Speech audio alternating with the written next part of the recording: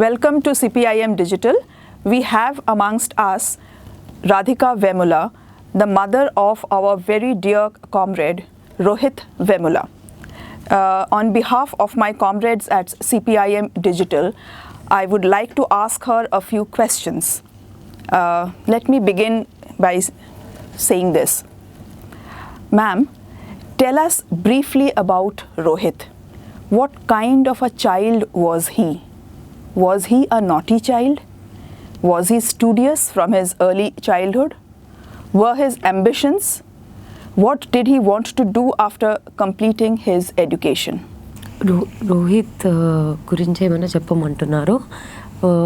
చిన్న చైల్డ్హుడ్ నుంచి ఎలా ఉండేవాడు, నాటీ ఉండేవాడా, లేదంటే చిన్నప్పటి నుంచి చాలా స్టూడియస్గా ఉండేవాడా, చాలా చదువుకునేవాడా, అసలు రోహిత్ యాంబిషన్ ఏంటి, చదువు ఫినిష్ అయిన తర్వాత ఏమవుదాం అనుకుంటున్నాడు. రోహిత్ 1989లో పుట్టాడు. పుట్టిన తర్వాత మార్నింగ్ 5 o'clock పుట్టాడు. ఆ రోజు సండే వెళ్ళిపోయి మండే మార్నింగ్ పుట్టాడు. వాడు పుట్టినాక నెలన్నరకి బోర్లు పడ్డాడు. అందరి పిల్లలు 3 monthsకి ఇట్లా దొల్లుతారు. వీడు మాత్రం షార్ప్నెస్ ఎక్కువ అనమాట. 1.5 monthకే ఇట్లా బోర్లు పడ్డాడు. చాలా గొప్పగా ఫీల్ అయ్యారు మా అమ్మగారు. మా మదర్ బాండెడ్ మదర్ అనమాట. ఆమె చాలా గొప్ప వీడు, అంటే జీనియస్ వీడు, నెలన్నరకి ఇలా పడిపోయాడు, చాలా షార్ప్గా ఉన్నాడని. తర్వాత ఏమో వాడికి థర్డ్ ఇయర్లో ఫిట్స్ వచ్చినాయి. ఫీవర్లో ఫిట్స్ వచ్చినాయి అంటే చాలా షార్ప్గా బ్రెయిన్ పని చేస్తుందని అర్థం అంట. అది నాకు వేరే వాళ్ళు చెప్పారు. తర్వాత కొంచెం పెద్ద అయినాక వాడు అసలుకి మేము పలక బలప చేసి బడికి పంపించలేదు. చుట్టుపక్కల పిల్లలతో పాటు ఒక పలక తీసుకొని పరిగెత్తి వెళ్ళిపోయేవాడు బడికి. వాడికి చదువు అంటే అంత ఇష్టం అనమాట. అట్లాగే అట్లా చదువుకున్నాడు. 10th class అయిపోయిన తర్వాత ఆ స్కూల్కి 2nd rank వచ్చింది. 1 markతో 2nd rank, స్కూల్ 2nd వచ్చాడు. అప్పుడు పేపర్లో ఫోటో వేసేసి వచ్చింది, న్యూస్ వచ్చింది. తర్వాత వచ్చేసి 10th అయినాక ఇంటర్లోకి ఇంకా చదివించడానికి మా మదర్ డబ్బులు పెట్టలేను అంటే ఏపీఆర్ చేసి నేను రాయించేసి అనంతపురం డిస్ట్రిక్ట్కి అక్కడ inter first year 2nd year చదివాడు వాడు. చదివిన తర్వాత ఏపీఆర్ డీసీ వెళ్ళమన్నా. నేను డిగ్రీ కూడా అక్కడే కంప్లీట్ చేసేయమన్నాను. ఎందుకంటే ఇక్కడ ఫుడ్ పెట్టేవాళ్ళు వాళ్ళు బాధపడిపోతుంది మా అమ్మగారు. అందుకని చేయమంటే నాకు అసలు అక్కడ ఫుడ్ చాలటలేదమ్మా, నేను వెళ్ళననేసి ఏడ్చాడు వాడు. ఏడ్చి ఇక్కడ మమ్మల్ని బతిలాడుకొని డిగ్రీలో చేరాడు. ఏది హిందూ కాలేజీ గవర్నమెంట్ కాలేజీ, చాలా తక్కువ ఫీజు. అప్పుడు అది ఏపీలో సీఎం రాజశేఖర్ రెడ్డి గారు, ఆయన ఫీజు రియంబర్స్మెంట్ ఉందన్నమాట. 10,000 కడితే మళ్ళీ వెంటనే వచ్చేసింది. ఒక 6 months ఆ ప్రాంతంలో 10,000 బ్యాక్ వచ్చేసింది మా అమ్మగారికి. అట్లాగా వాడు బయోటెక్నాలజీ చదివింది, అంతే కదా. 10th ఇంటర్ డిగ్రీ బయోటెక్నాలజీ వాడు చదివింది. 3 years కోర్స్ అయిపోయిన తర్వాత ఈసెట్ రాస్తే 6th rank వచ్చింది. ఆల్ ఇండియా 6th rank కొట్టుకొని హైదరాబాద్ సెంట్రల్ యూనివర్సిటీలో నాకు సీట్ వచ్చిందమ్మా అనేసి ఒక లడ్డు తీసుకొచ్చి నా నోట్లో పెట్టి వెళ్ళాడు వాడు. అంటే నేను అప్పుడు తెలంగాణ ఆంధ్రప్రదేశ్ గొడవల్లో పెద్ద గొడవలు జరుగుతూ ఉన్నాయి, అయిపోయినాయి.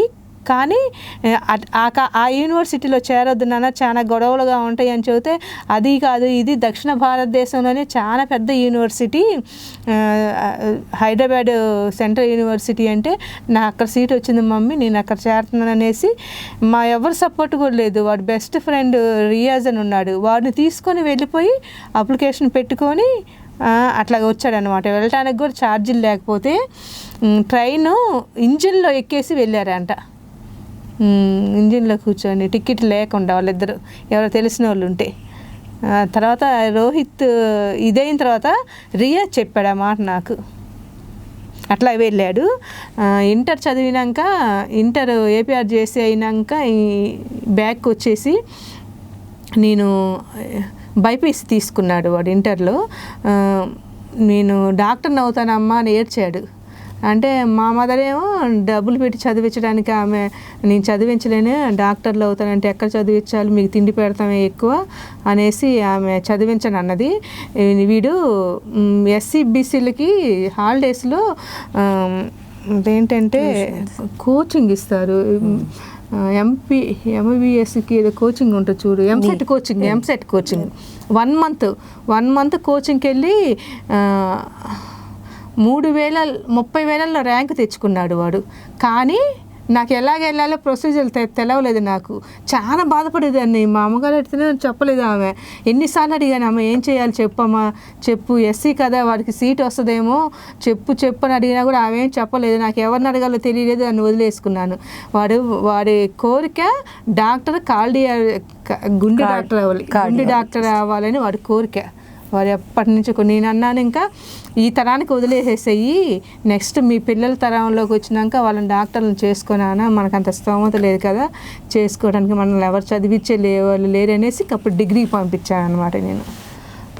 వాడి కోరిక డాక్టర్ అవ్వాలని. అందుకని డాక్టర్ అవ్వలేకపోయాడు కాబట్టి పిహెచ్డి చేయమన్నాను. డాక్టర్ రోహిత్ చక్రవర్తి అని ఉంటుందని పిహెచ్డి చేయమని చెప్పాను నేను. ఆ పిహెచ్డి అవ్వకుండానే వాడు ఇది అయిపోయాడు అనమాట. So Amma is trying to tell that Rohit was a very smart child from the childhood. He was born in 1989 and then after 1 month only he started actually like rolling off. I understood that. Yeah, so people around Rohit, you know, used to tell that he's quite smart, he's very quick in learning things and all. So she also felt happy, and within three months like after the birth of Rohit, 3 months he had fits. So when 3 years fits. 3 years. So he had fits, and generally the understanding is if he gets fits very early, like in 3 years, he's understood to be the smartest guy because his brain is functioning very fast. And he completed his education 10th class in his village, and he was the second topper of the school in 10th. And then later he joined for intermediate in APRJC. That's a Anantapur district, APRJC, and he took BIPC, and he wanted to become a cardiologist. That is what his ambition was. But Amma and her mother, like Amma used to stay with her mother, so basically they couldn't afford for Rohit's education. But she used to tell that he also attempted MSET, and he got a good rank, around 30,000, and then but Amma didn't know the procedure of how to go ahead with the admission, and also basically they financially also they couldn't accommodate Rohit into MBBS. So later she has told Rohit to, you know, anyways you couldn't be a doctor in this way, so pursue a doctorate. Yeah, get a doctorate, and you know you can add Dr. Rohit Vemula Chakravarti. So that is how she encouraged Rohit to pursue PhD. And for degree he has done his degree in biotechnology. And then later for his masters he has joined University of Hyderabad. So he did his masters as well as joined for PhD in University of Hyderabad. Was he a very naughty child? Was he a very naughty child? Naughty child. Yeah, he was a naughty child. Ma'am, Rohit left us in January 2016, 6 years ago. Do you see any change in how people belonging to lower castes are treated now to how they were treated 6 years ago?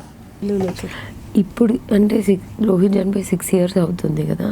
So ఇప్పుడు ఎట్లా అయితే lower caste వాళ్ళు treat చేస్తున్నారో అప్పటికి ఇప్పటికి ఏమన్నా difference ఉందా? అసలు ఏం డిఫరెన్స్ లేదు, అంతే కంటిన్యూగా నడుస్తూ ఉంది. డిఫరెంట్ అనేది లేదు, ఇంకా ఎక్కువైంది. ఇంకా ఎక్కువైందంటే రోహిత్ వేముల ఇష్యూ జరగకముందు ఎవరు బయటికి రాలేదు. రోహిత్ ఇష్యూ జరిగిన తర్వాత ఇప్పుడు అందరు బయటకు వస్తున్నారు. ఇంకా ఎక్కువ అనిపిస్తుంది, ఇష్యూస్ ఎక్కువ జరుగుతున్నాయి అనిపిస్తుంది, కానీ తక్కువేం లేదు, అంత ఎక్కువగా ఉంది.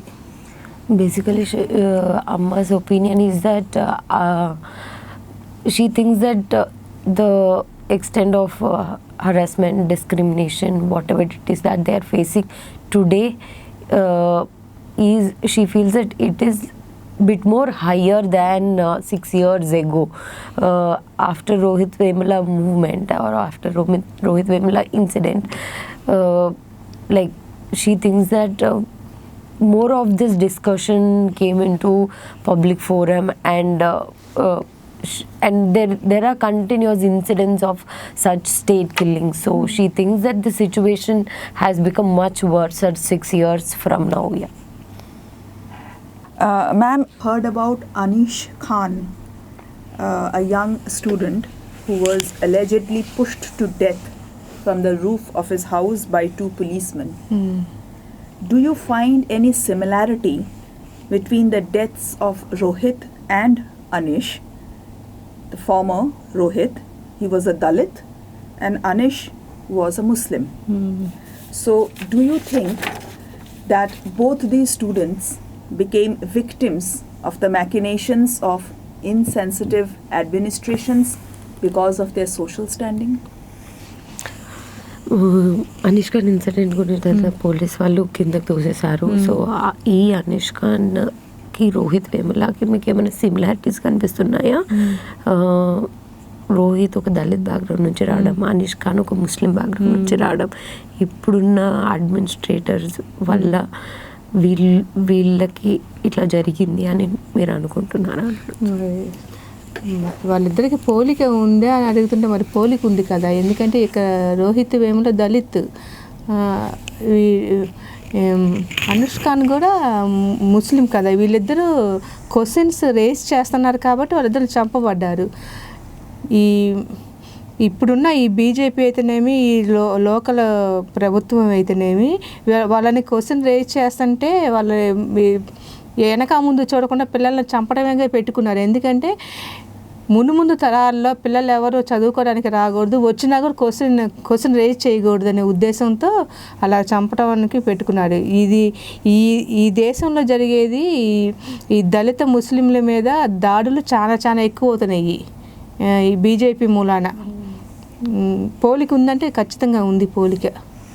So Amma's opinion is that she sees both the incidents to be very similar, because Rohit, being a student, he has tried to stand for the rights of the students on campus, and he fought for the social justice on campus as well. And the entire movement, or Rohit sitting in Veliwada, is also for a movement for social justice. So, and when it comes to Anish Khan also started questioning the government stance on different things, especially CA and NRC. So Amma feels that kids coming from this marginalized sections have been targeted by the fascist forces in the country, such as BJP, and they only because they are questioning the basic rights and the constitution that they talk for. That's the reason they are killed, and she feels that that's the reason both the incidents are similar, and in a way these fascist forces are trying to threaten the lower sections, or the marginalized sections who are trying to enter into higher education, to not to raise their voice against whatever is happening. And yeah. Ma'am, would you tell us something about your Mothers for Nation Yatra? When did you first think about it? What prompted you to take this yatra? అంటే ఇది మహారాష్ట్ర నుంచో ఎక్కడి నుంచో ఎవరో ladies వచ్చారండి. వాళ్ళ పేర్లు అయితే నాకు గుర్తులేదు. వాళ్ళు వచ్చేసి వాళ్ళు ఇచ్చిన ఐడియా అనమాట. మదర్స్ అందరూ ఒక దగ్గర గ్యాదర్ అవుదాం, ఒక కమిటీగా ఏర్పడేసి మనం అందరం దేశం మొత్తం తిరుగుదాము, మన పిల్లల్ని మనం రక్షించుకుందాము, అవేర్నెస్ వాళ్ళల్లో కొంచెం అవేర్నెస్ క్యాంపుగా చేద్దాం అనేది ఉద్దేశం పెట్టారు. కానీ ఈ లోపల మేము స్టార్ట్ చేసేసి వెళదాము అనుకునే లోపల కరోనా వచ్చింది, మేము వెళ్ళలేకపోయాము. కానీ అది ఇంకా కొంతకాలానికైనా కూడా జరుగుద్ది, చేస్తాను నేను. ఒక కమిటీగా ఏర్పడతాము, స్టేట్ల నుంచి కొంతమంది అట్లాగా నేషనల్ వైడ్గా నేను ఉండేసేసి స్టేట్ నుంచి కొంతమంది మదర్స్ని అలా తీసుకుని ఒక కమిటీగా ఏర్పడి మేము చేస్తాము, కొంతకాలానికైనా చేస్తాము అది. So the concept for mothers for nation, Amma is telling she met few people, few ladies from Maharashtra, and they gave this idea of mothers for nation yatra, and she joined, and then they have discussed that they will have a committee, and then from the committee they will start this yatra to save all the kids in the nation. And this was all discussed, and after before it got implemented, Corona has apparently disturbed everything, and this didn't materialize. And Amma is telling that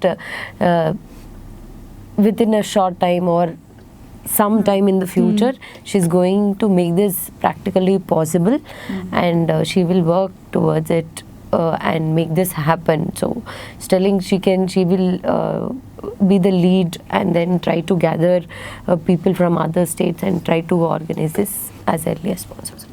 What exactly are her plans? Like, how does she want to go about this? అంటే దీని నుంచి మీరు కరెక్ట్గా ఏం చేద్దాం అనుకుంటున్నారు? ఏంటి అసలు దీని ప్లాన్ ఏంటి? ప్లాన్ అంటే మేము ఏమనుకున్నామంటే, ఒక కమిటీ, ఒక రాష్ట్రానికి ఒక కమిటీ, నేషనల్ వైడ్గా ఒక కమిటీ ఉండేటట్లుగా ఏర్పాటు చేసుకొని, అంటే ఇంతమంది మనీని గ్యాదర్ చేసేసి ఎక్కడైనా ఏదైనా ఇన్సిడెంట్ జరగగానే వాళ్ళకి హెల్ప్ చేసేటట్టు వాళ్ళ ఫ్యామిలీకి అలాగ ఒకటి అనుకున్నాము.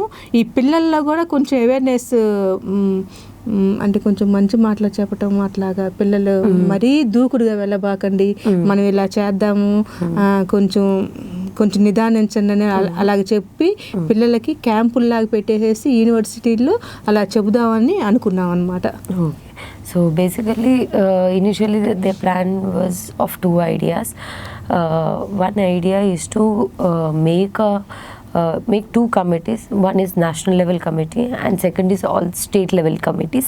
Through these committees, whenever there is such incident happening across India, they mobilize themselves, and they try to go there, attend there, and see if they can help the family over there. And the second thing is to create an awareness among the students also, to tell them the do's and not to do's in such campuses or politics when they are there. So these are the two things that they have discussed as of now. Ma'am, the last question to you. These days, people are discriminated against based on their religion and caste. The term social justice has been made redundant. The poor and the marginalized are being pushed further off the margin of society. What do you have to say about this? ఈ రోజులలో ఈ cost based, religion based discrimination కానీ చాలా ఎక్కువ అవుతున్నాయి. Social justice అనే దాన్ని పక్కన పెట్టారు, అండ్ సోషల్ జస్టిస్ అనే దాన్ని పక్కన పెట్టారు. ఈ పువర్ కానీ మార్జినలైజ్ సెక్షన్ నుంచి ఉండే వాళ్ళని ఇంకా వెనక దోసేస్తున్నారు. సో దీని గురించి మీరు ఏం చెప్తారు అని అంటున్నారు? ఈ బీజేపీ ప్రభుత్వం వచ్చిన కాడి నుంచి, అంటే అంతకుముందు నాకు పెద్దగా తెలియదండి రాజకీయాల గురించి. ఈ రోహిత్ వేముల ఇష్యూ జరిగిన కాడి నుంచి నేను బయటకు వస్తున్నాను. బయటికి రాబట్టి నాకు ఈ రాజకీయాల గురించి, ఈ సమాజంలో ఏం జరుగుతుంది, మెయిన్ ఈ యూనివర్సిటీస్లో ఏం జరుగుతుంది అన్న విషయమే నాకు తెలుసు అన్నమాట. అంతకుముందు నేను నా వర్క్ ఏంటో నేనేంటో డబ్బులు సంపాదించుకోవటం, పిల్లలకి నెలకి ఎంత అని పంపించుకోవటం, యూనివర్సిటీలో వాళ్ళు చదువుకుంటున్నారు, రాజా రోహిత్ ఇద్దరు చదువుకుంటున్నారు, నెలకి ఎంత అమౌంట్ అని పంపించుకోవటం, డైలీ వర్క్ చేసుకుంటూ ఉండేదాన్ని. నేను ఒక టీవీ పెట్టుకునేదాన్ని కాదు, ఒక న్యూస్ కానీ ఒక ప్రోగ్రామ్ కానీ ఏది చూసేదాన్ని కాదు. డే అండ్ నైట్ నేను టైలరింగ్ చేసుకుంటూనే ఉండేదాన్ని. అందుకు నాకు అసలు ఏం తెలియలేదు. ఇప్పుడు నేను బయటకు వస్తున్నాను కాబట్టి నాకు తెలిసింది ఏంటంటే ఈ బీజేపీ ప్రభుత్వం అంత దారుణాలు చేస్తుంది. ఈ అనగారిన జాతి పిల్లలు యూనివర్సిటీల దాకా ఎందుకు రావాలి, చదువుకోవాలి? వాళ్ళు పెద్ద పెద్ద చదువులు చదువుకుంటే వాళ్ళకి అన్నీ తెలుస్తున్నాయి, రాజ్యాంగం మొత్తం తెలిసిపోతుంది, చట్టాల గురించి వాళ్ళు చేసే దుర్మార్గాలు మొత్తం తెలుస్తున్నాయి. ఈ తక్కువ జాతి వాళ్ళు ఎందుకు రైజ్ చేయాలి వాళ్ళని? మా స్టూడెంట్స్కి మాకు ఇవి కావాలి, అవి కావాలి, అవి ఇవ్వాలి, మీరు ఫెలోషిప్ ఎందుకు ఇవ్వట్లేదు అని అలాగా ఏదైనా సరే అలాగా అడిగి రేజ్ వాళ్ళ ఒక మాదిగా మాలోడు పిల్లోడు చేత మేము అడిగించుకోవటం ఏంటి, వాడు మాకు చెప్పేది ఏంటి అనేసి అట్లాగా అనగగొట్టడానికి అనేసి చేస్తున్నారు. అది కాకుండా వీళ్ళు ప్రతిదీ ప్రైవేటీకరణ చేస్తున్నారు. అంటే రిజర్వేషన్లు లేవు, ఎవరికి రిజర్వేషన్లు లేవు అని విద్యా సంస్థల్లో కానీ ఇది ప్రతి ఇండస్ట్రీల్లో కానీ అన్ని ప్రైవేటీకరణ చేస్తున్నారు. అంటే వీళ్ళని ఇంకా అనగదొక్కాలనే ఉద్దేశంతో ఎక్కడ ఏ జీతాలు లేకుండా ఏ ఉద్యోగాలు లేకుండా చేయాలని చేస్తున్నారు ఈ బీజేపీ ప్రభుత్వం. ఎందుకంటే ఈ పిల్లలు ఇంకా చదువుకోకుండా ఎప్పటికప్పుడు వ్యవసాయాలు అవి చేసుకుంటూ ఉంటే వాళ్ళ మనుగడకి ఏ ప్రమాదం ఉండదనే ఉద్దేశంతో అట్లాగనేసి అందరూ అలా ప్లాన్ చేసి చేస్తున్నారు. ఇదంతా పోవాలంటే అందరూ కలిసికట్టుగా ఉండి ఈ ఎస్సీ ఎస్టీ బీసీ మైనారిటీస్ అందరూ కలిసికట్టుగా ఉండేసి మనం బీజేపీని ఎదిరించాల్సిన అవసరం చాలా ఉందని నా అభిప్రాయం. So Amma's opinion is that initially before Rohit Vemula movement, like Amma doesn't know anything about politics. So only thing that she knows is like do tailoring day night. She doesn't even watch TV, nothing. Do tailoring, and both Raja Vemula and Rohit Vemula are into their higher education. So sending money to them was the only thing that she knew at that point of time. Post Rohit Vemula movement, so after the experience that she had all through the movement, she realizes that somewhere BJP being the very communal force in the country is trying to create the sort of differences among the differences in the society, either with regard to caste or with regard to religion. She feels that BJP or the center doesn't want marginalized section communities, especially Dalit minorities or the OBC communities, to enter into higher education system. And when these marginalized sections are questioning the center with regard to different provisions that according to them that they have to receive, either it might be fellowships, either it might be reservations or whatever it is, they feel that these people are a threat to them politically also, and they might lose their power or the political growth basically. So that's the reason BJP is trying its hard to push these sections into more marginalized or more suppressed. So and she also opines that the only solution for this would be all Dalit minority and OBC communities to come together to fight against all these fascist forces or this authoritarian government which is in power. So especially she's talking about exclusively of BJP throwing out of power, which will be a bigger solution for other marginalized community to grow. Thank you so much, ma'am. I'm sure we will win this battle. We will one day definitely be able to throw out this BJP. One day India will be a better place. Thank you. ఎదురు చూద్దాం Varshika జరుగుద్దని. So she's basically telling, let's hope and wait for the day to come. Thank you so much.